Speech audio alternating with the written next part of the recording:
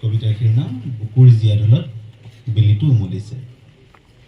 নিৰ্মুখী পক্ষীজাক উৰি গ'ল এই নদীৰ ওপৰেৰে অলপ আগতে, বতাহীন নাৱৰীয়াৰ ঢেলা চকুৰ ছাঁ বিচাৰি।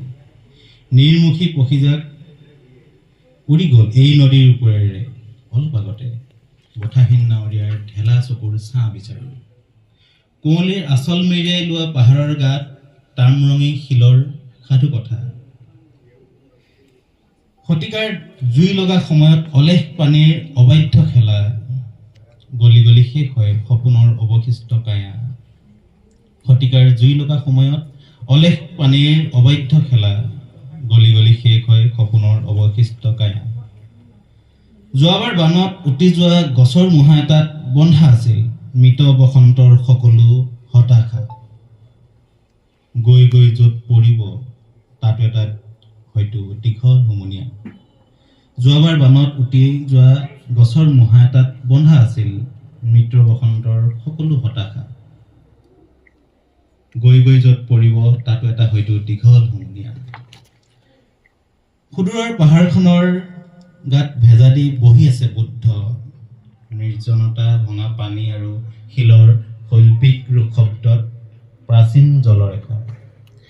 সুদূৰৰ পাহাৰখনৰ গাত ভেজা দি বহি আছে বুদ্ধ, নিৰ্জনতা ভঙা পানী আৰু শিলৰ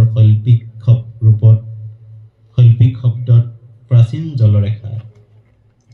জীয়াঢলৰ বানত জাহ যোৱা মাটিত বালিৰ বলিয়ালি, সেউজীয়া সপোন এটা কবৰ ঠিক এইখিনিতে নিজৰ লৌহ এইখিনিতে আছিল নিজৰ লৌহ কঠিন দুহাতেৰে খন্দা। জীয়াঢলৰ বানত জাহ যোৱা মাটিত বালিৰ বলিয়ালি, সেউজীয়া সপোন এটাৰ কবৰ ঠিক এইখিনিতে আছিল নিজৰ লৌহ কঠিন দুহাতেৰে খন্দা।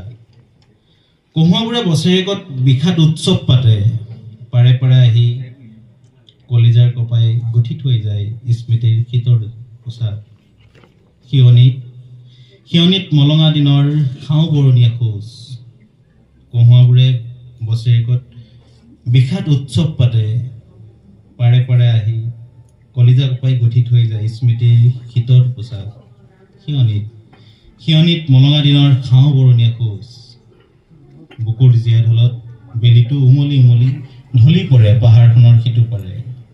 এন্ধাৰৰ চোন সৰপোচ আগভাগ কুশৱনৰ আৰে আৰে।